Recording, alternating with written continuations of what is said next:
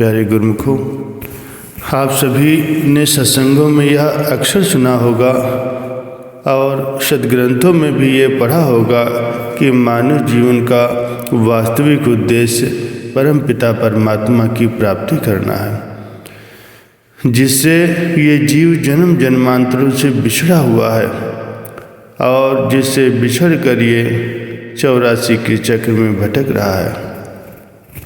जैसा कि महापुरुष फरमाते हैं, भई परापत मानुष देहरिया, गोविंद मिलन की एह तेरी बरिया। यदि शरीर के पतन से पूर्व मनुष्य परमात्मा की प्राप्ति करने में सफल हो गया तो वह संसार के बंधन से मुक्त हो जाता है, और यदि इस काया में परमात्मा की प्राप्ति करने का यत्न न किया तो 84 के चक्र में फंसकर बार बार जन्म लेता है। कहने का तात्पर्य यह है कि मानुष जन्म का वास्तविक उद्देश्य परमात्मा की प्राप्ति करना है।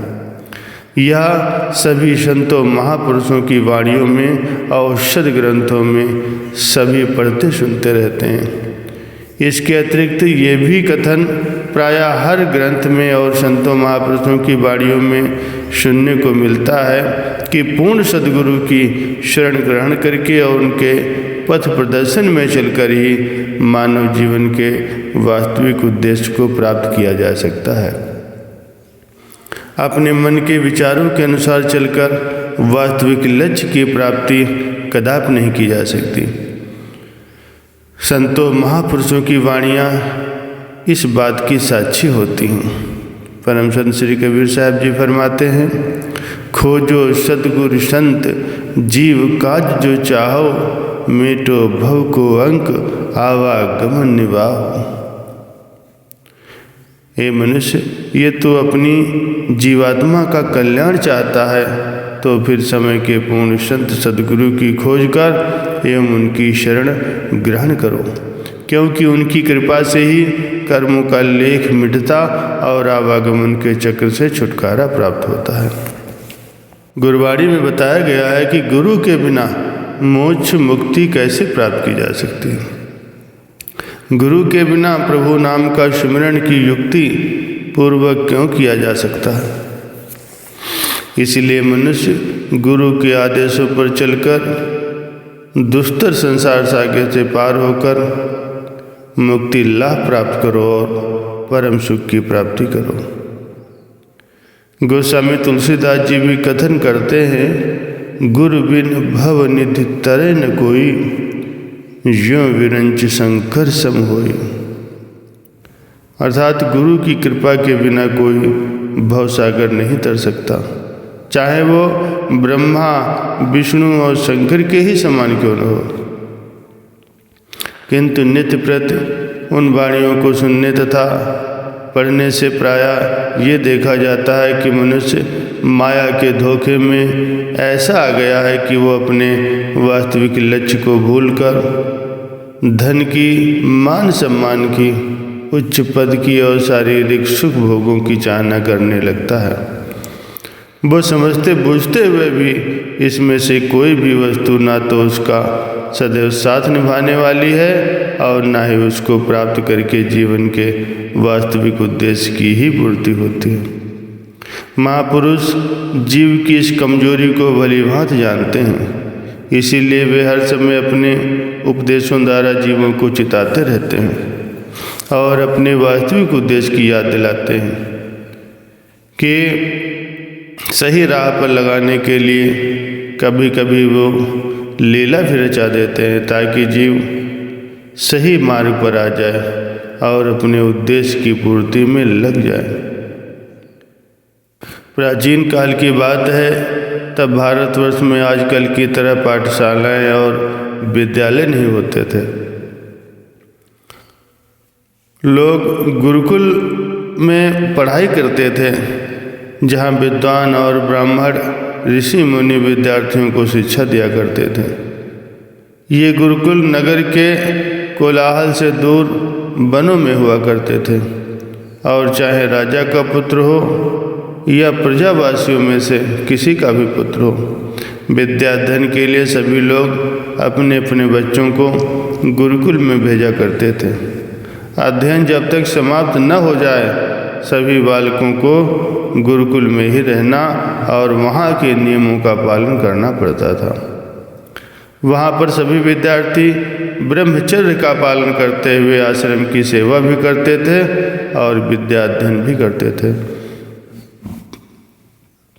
लौकिक शिक्षा के साथ साथ वहाँ नीति, सदाचार और भक्ति परमार्थ की शिक्षा भी उन्हें दी जाती थी, जिससे कि वे भक्ति परमार्थ की कमाई करके अपना परलोक भी संभाल सकें। ऐसे ही एक गुरुकुल में बहुत से लड़के पढ़ते थे, किंतु 2 लड़कों का यहाँ पर जिक्र किया जा रहा है, जिसमें से एक उस देश के राजा का लड़का था, उसका नाम वीरभद्र था, और दूसरा एक निर्धन ब्राह्मण का पुत्र था, उसका नाम देवदत्त था।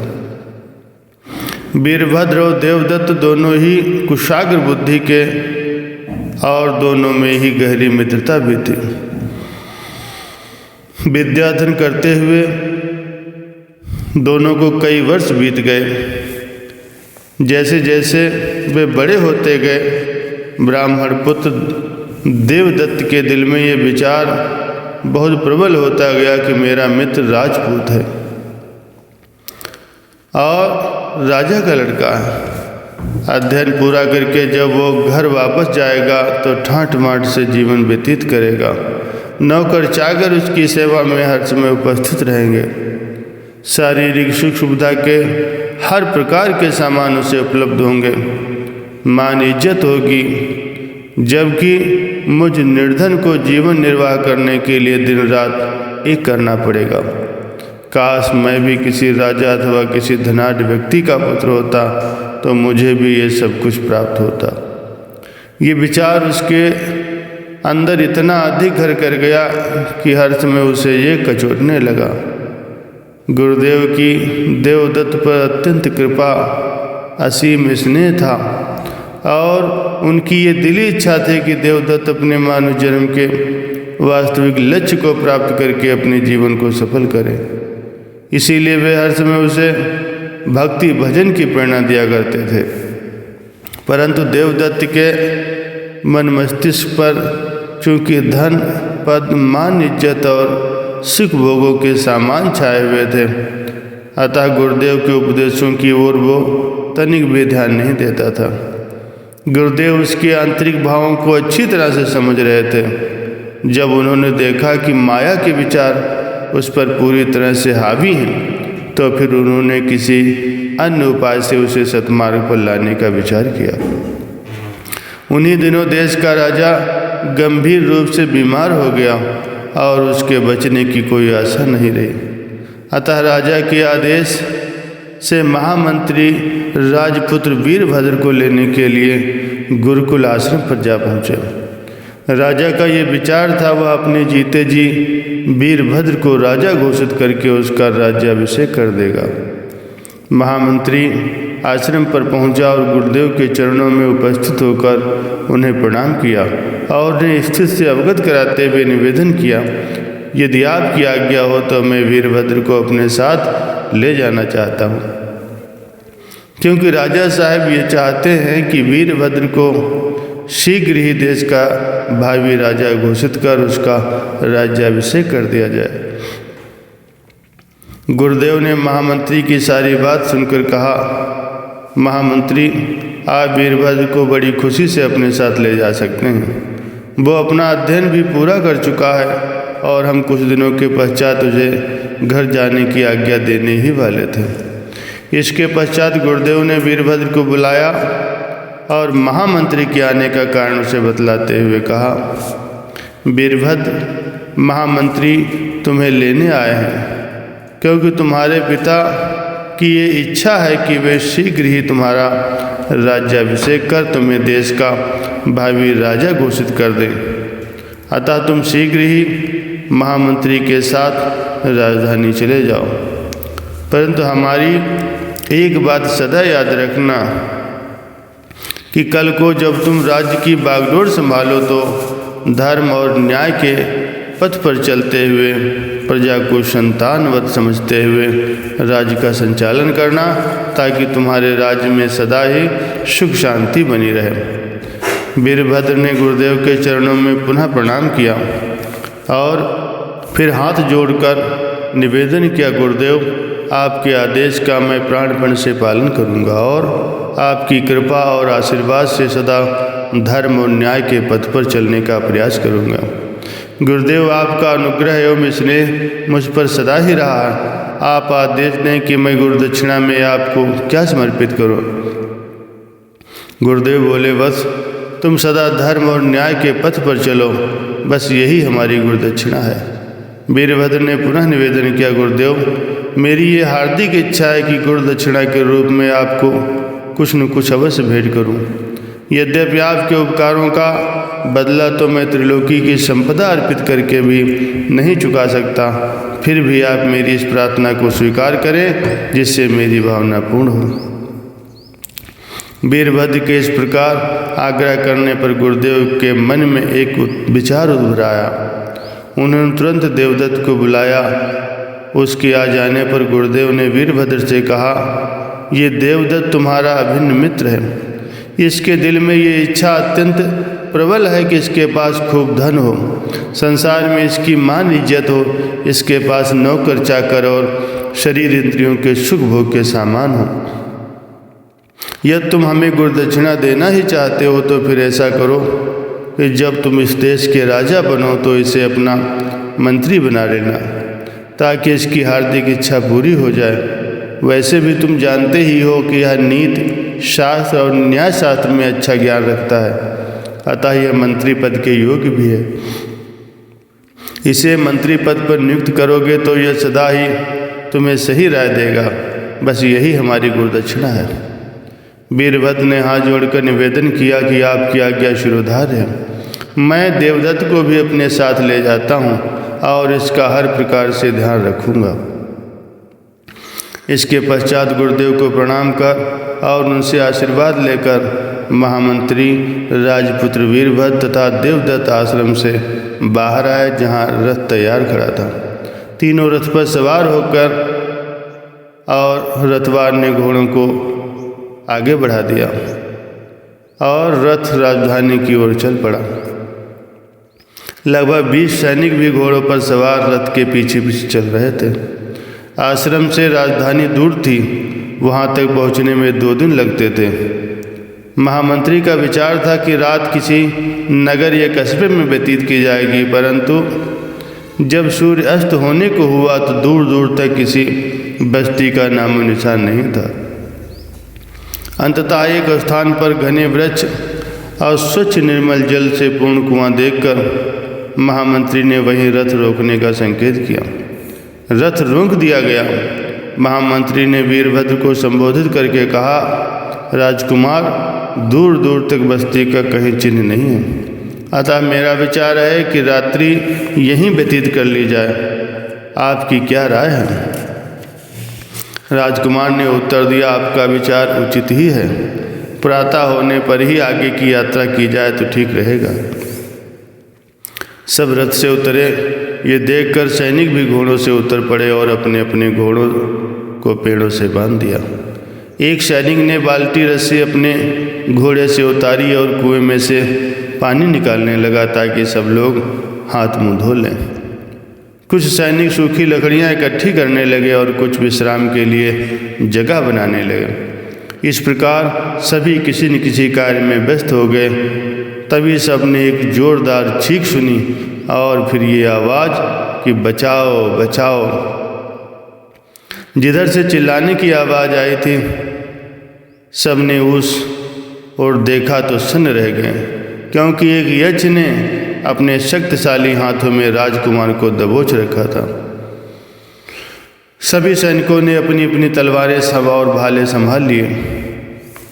ये देखकर वो यक्ष हंसने लगा और बोला, इन तलवारों और भालों को मेरे ऊपर कोई असर नहीं होने वाला। हाँ, यदि तुम लोग इन शस्त्रों का प्रयोग करोगे तो राजकुमार के जीवन को अवश्य ही खतरे में डाल दोगे। यक्ष के ये शब्द सुनकर महामंत्री सहित सभी सैनिक डर गए। तब देवदत्त आगे बढ़ा और यक्ष के समस्त हाथ जोड़कर खड़ा हो गया और बोला, हे यक्ष, ये राजकुमार इस देश का भावी राजा है, अतः मेरी आपसे प्रार्थना है कि आप इसे छोड़ दें।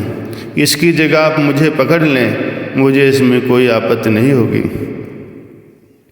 यक्ष ने कहा, इस स्थान पर मेरा शासन है, तुम लोगों ने बिना मेरी आज्ञा के इस स्थान पर डेरा लगाया, इसीलिए मैं राजकुमार को नहीं छोड़ सकता। भावी राजा होने पर भी इसने अनीति क्यों की?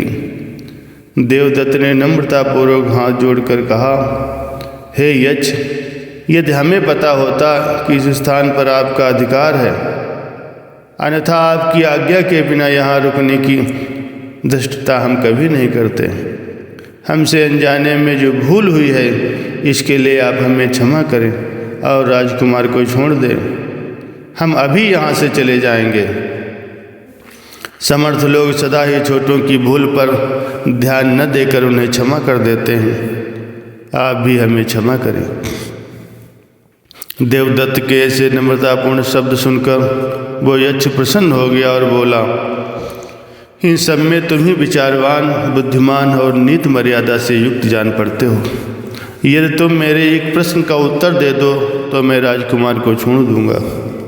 देवदत्त ने कहा, आप अपना प्रश्न बताइए, अपनी योग्यता के अनुसार मैं इसका उत्तर देने का प्रयत्न करूंगा, किंतु आपको भी मेरे एक प्रश्न का उत्तर देना होगा। यक्ष बोला, मुझे स्वीकार है। अब मेरा प्रश्न सुनो। मेरा प्रश्न ये है कि मनुष्य जीवन का वास्तविक उद्देश्य क्या है? यक्ष का प्रश्न सुनकर देवदत्त बड़ा चकित हुआ। उसने यक्ष से कहा, मैं तो सोच रहा था कि आप कोई बहुत ही जटिल प्रश्न पूछेंगे, परंतु ये तो एक साधारण प्रश्न है जिसका उत्तर गुरुकुल का हर एक बच्चा दे सकता है। मनुष्य जीवन का वास्तविक उद्देश्य यही है कि मनुष्य समय के पूर्ण संत सद्गुरु की शरण ग्रहण कर उनसे ज्ञान की प्राप्ति करे और ज्ञान प्रकाश के सहारे परमात्म पद पर अग्रसर होता हुआ जीवन के परम लक्ष्य अर्थात परमात्मा की प्राप्ति करे, क्योंकि जीवात्मा को मनुष्य जीवन की प्राप्ति इसीलिए होती है। देवदत्त के उत्तर को पूरा सुनते ही वो यक्ष बड़ी देर तक जोर जोर से हंसता रहा और फिर उसने राजकुमार को छोड़ दिया। यक्ष के इस प्रकार हंसने पर देवदत्त को अत्यंत आश्चर्य हुआ। वो यक्ष के हंसने का कारण न समझ सका। कुछ देर बाद यक्ष ने हंसना बंद किया और देवदत्त से बोला, अब तुम अपना प्रश्न पूछो। देवदत्त ने कहा, प्रश्न तो मैं आपसे कुछ और ही पूछना चाहता था, परंतु अब आपकी हंसी ने मेरे मन में उथल पुथल मचा दी है। अब मैं आपसे ये पूछना चाहता हूँ कि आपके हंसने का कारण क्या है? क्या मेरा उत्तर ठीक नहीं था? यक्ष बोला, उत्तर तो तुम्हारा बिल्कुल ही ठीक था, परंतु। देवदत्त ने कहा, परंतु क्या? यक्ष ने कहा, आप सब लोग दिन भर की यात्रा करके थक चुके हैं, इसलिए भोजन करके विश्राम करो। मेरे हंसने के विषय में सोचना, यदि तुम्हें इसका कारण समझ में न आए तो फिर मैं इसका उत्तर तुम्हें सुबह दूंगा। ये कहकर यक्ष अदृश्य हो गया। तत्पश्चात सबने भोजन किया और विश्राम करने लगे, किंतु देवदत्त की आंखों में नींद नहीं थी। यक्ष का वो अट्ठास करता हुआ चेहरा उसकी आंखों के आगे नाच रहा था और उसके मस्तिष्क में एक ही बात गूंज रही थी कि मेरा उत्तर जब ठीक था तो यक्ष के हंसने का क्या कारण था। वो बार बार इसी बात पर विचार करता रहा। एक पहर बीता, दूसरा पहर बीता, तीसरा पहर बीतने पर आया, परंतु देवदत्त की आंखों में नींद कोसों दूर थी।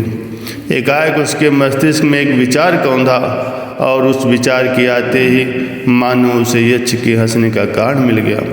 वो सोचने लगा, मेरा उत्तर सुनकर यक्ष का हंसना ठीक ही था, जबकि मैं इस तथ्य को अच्छी तरह से जानता हूँ और यक्ष के प्रश्न करने पर मैंने उसे उत्तर भी यही दिया कि मनुष्य जीवन का वास्तविक उद्देश्य यही है कि मनुष्य समय के पूर्ण संत सद्गुरु की शरण ग्रहण करके उनसे ज्ञान की प्राप्ति करे और उस ज्ञान के प्रकाश के सहारे परमात्म पद पर अग्रसर होता हुआ जीवन के परम लक्ष्य अर्थात परमात्मा की प्राप्ति करें।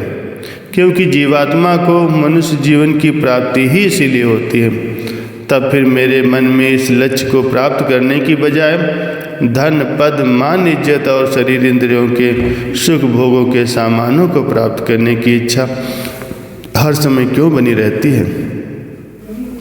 अपने वास्तविक उद्देश्य को पूर्ण करने की बजाय इन असत, अनित्य और साथ छोड़ देने वाली चीज़ों के चाहना करना तो अज्ञानता ही है। और मेरी इस अज्ञानता पर यदि यक्ष हंसा तो उसका हंसना उचित है।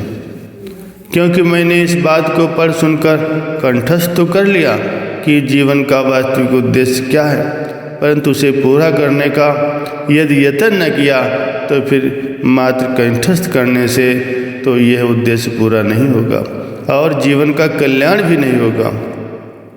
देवदत्त को अब यक्ष के हंसने का कारण समझ में आ चुका था और उसके मन रूपी आकाश पर छाए अज्ञान के बादल भी छिन्न भिन्न हो चुके थे। सुबह हुई, सब लोग जागे तो देवदत्त ने वीरभद्र से कहा, मित्र, तुमने गुरुदेव की आज्ञा अनुसार मुझे मंत्री बनाना स्वीकार किया है और इस प्रकार गुरु आज्ञा को शिरोधार्य किया और मेरे प्रति अपनी मित्रता भी निभाई। किंतु मैं अब तुम्हारे साथ राजधानी नहीं चल सकूंगा, क्योंकि रात को यक्ष के प्रश्न का मैंने जो उत्तर दिया है उस उत्तर के अनुसार मैं अब उस परम लक्ष्य को प्राप्त करने का यत्न करूंगा जिसके लिए यह दुर्लभ और श्रेष्ठ मानुष जीवन मिला है और जिसके लिए गुरुदेव सदा ही मुझे प्रेरणा देते रहे हैं। तो महामंत्री के साथ राजधानी जाओ और गुरुदेव की आज्ञा अनुसार राज्य का संचालन करो। परमेश्वर तुम्हारा कल्याण करें। ये कहकर देवदत्त ने उन सब से विदा ली और आश्रम वापस लौट गया और गुरुदेव के पथ प्रदर्शन में भक्ति पद की मंजिलें तय करने लगा। गुरुदेव की कृपा एवं शुभ आशीर्वाद से अपने जीवन के वास्तविक उद्देश्य की पूर्ति कर उसने गुरुदेव की प्रसन्नता प्राप्त की और अपने जन्म को सफल और सार्थक किया। तो प्यारे गुरुमुखों, धन्य हैं आप सब लोग जो देवदत्त की तरह ही पूर्ण संत सद्गुरु की चरण शरण ग्रहण करके उनके आदेशों और उपदेशों का पालन करते हुए निरंतर भक्ति पथ पर अग्रसर हो रहे हैं। संत सद्गुरु की कृपा और शुभ आशीर्वाद से जीवन के वास्तविक लक्ष्य को प्राप्त करने में आप सभी निश्चय ही सफल होंगे और गुरुमुखों का संसार में जन्म लेना ही सार्थक और सफल है। बोलो जयकारा बोल।